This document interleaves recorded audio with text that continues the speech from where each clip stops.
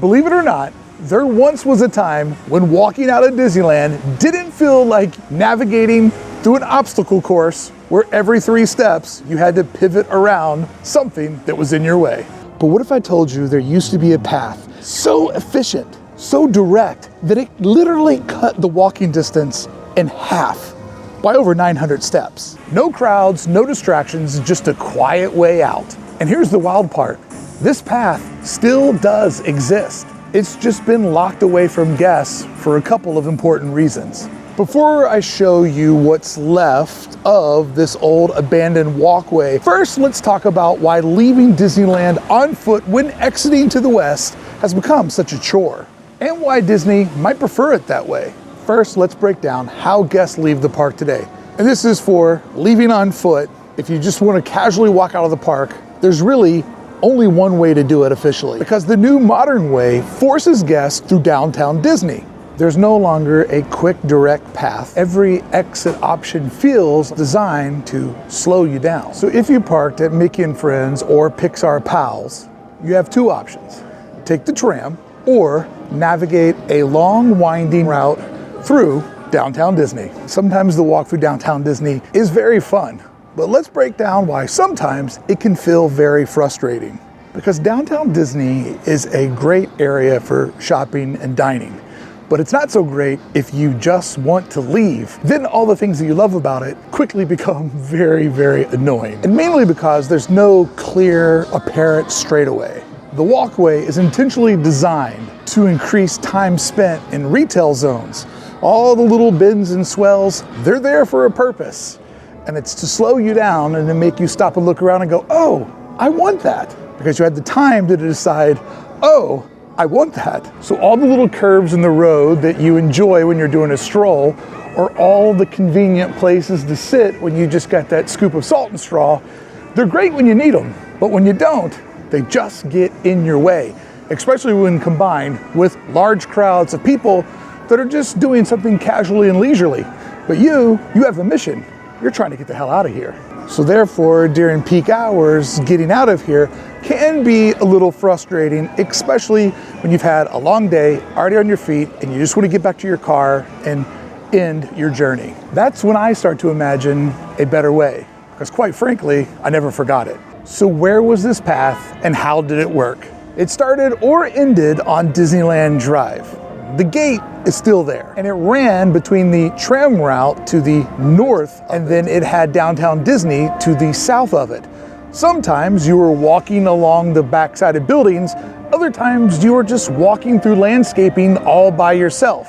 And yes, you did have the monorail cruising over you at times, and then the tram cruising by. It was a fun walk because it wasn't that long, but it was divided up into so many chapters, it went really, really fast. And what it provided was a direct, fast, and free exit. And I say free because you weren't spending any money on this path. I mean, there was no vendors, no way to spend money on this path. So your kids weren't gonna hit you up for that balloon or churro on the way out. It ran a total of just a little bit over 900 feet. To get to that exact same spot on Disneyland Drive today, with the way that you have to go, is double, a little over 1,800 feet. So it's literally twice as many steps, but has 100 more obstacles. So why did I believe this was the best way to leave the park? So during the day when you want to get into Disneyland and you don't want to wait for a tram and you don't want to wander around a bunch of people that don't know where they're going, I'm an incredibly fast walker. When I really wanted to get to the park, this was my HOV lane where I could just hammer down and get to the park so much faster than the tram and so much faster than going through downtown Disney. But I think what I miss about it the most is I loved it when we would do a late night shutdown. Just Beth and I walking on the path. It was quiet, there weren't people around you, and it was such a great way to end an amazing date night. Long before I was doing YouTube, I just came here as a civilian and I really enjoyed those visits because it was only like maybe once or twice a month. Still a lot, I know. California was new to us and it was just a way to get away from everybody, and it felt like it extended the date a little bit longer. Now let's talk about who used this path the most, because it did feel like there were a select amount of citizens of Disneyland that knew it was here and used it frequently. The first category was myself. frequent visitors of the park, locals that knew it was here and knew this was the fast way in and the peaceful way out. Now, the other group were cast members. Cast members wanted a quiet way to transition from their professional lives to their personal lives. This gave them the silence and space to begin that post-work decompression that is so important to all of us. There was one category of people that, when you look at our historic footage, used it the absolute most. And that was the people that the tram is the biggest inconvenience for. I'm talking about families with strollers. Families with strollers absolutely love this path because it avoided all of the hassle of breaking it down, loading it on, loading off, and in modern Disneyland, getting yelled at by the cast members. Families with strollers love to stroll down this path, both coming and going. And when you look at the footage we were able to find, that seems to be the person that uses it the most. So if this path was such a game changer for guests, why did Disneyland decide to get rid of it? Well, like everything at Disneyland, there's multiple reasons. And shocker, everything to do with Disney's bottom line. From Downtown Disney's expansions to tightening up security, eventually this walkway became a burden for Disneyland. The first nail in the coffin was Splitsville when it showed up in 2018, and then Ballast Point in 2019. This new superstructure that replaced the House of Blues extends out over into the walkway. There's an area where it gets really, really tight, too tight for Disneyland guests to be able to cruise through. It also seems that it's very used by cast members as a backstage or break room area to step outside, get a little bit of fresh air, but not have to step inside the Downtown Disney chaos. And then there's the unfun but honest truth that Disneyland had to increase its security. The path didn't align with any of the modern security checkpoints' needs. I mean, if you think about it, you don't want to put a checkpoint on the sidewalk up on Disneyland Drive. That would be a logistical nightmare. And then the exit point would be way too congested where people catch the trams today. And as much as I would have loved it, you can clearly see why Disneyland probably didn't want to put a security checkpoint in this area. Congestion nightmare, but it would have been sick. And once again, logistical nightmare putting a security checkpoint here at the end of this cul-de-sac. With the popularity of Salt and Straw and the restrooms over there, not gonna happen.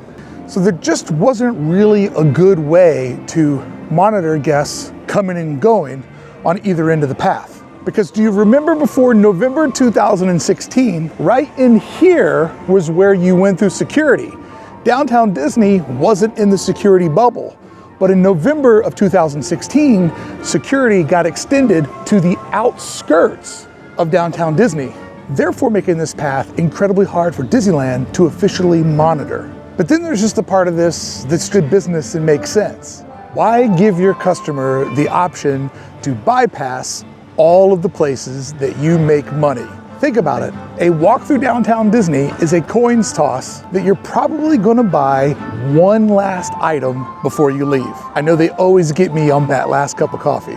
Forcing guests to go through Downtown Disney is obviously going to up the chances of more revenue, not only for Disney directly, but for their tenants that pay a very, very steep price to be in an area that feels like Christmas shopping every single day of the year. Where there's a 50-50 chance you're gonna spend money in Downtown Disney, there was a 100% chance you weren't on this path. So let's do the Disneyland math.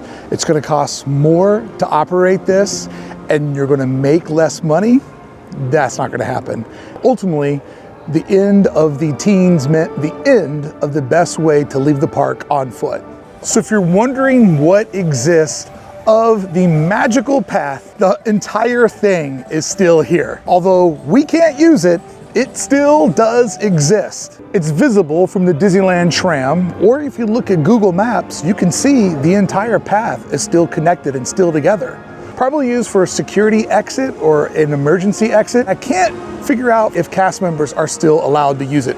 I know they do in the areas from Splitsville and Ballast Point into Downtown Disney proper. I don't know if they're allowed to go the other way. But there are some very interesting pieces of this path that maybe you've never thought about. For example, when you're on the tram, have you ever wondered why these ads change out periodically for whatever new Disney Plus or Disney movies in theaters.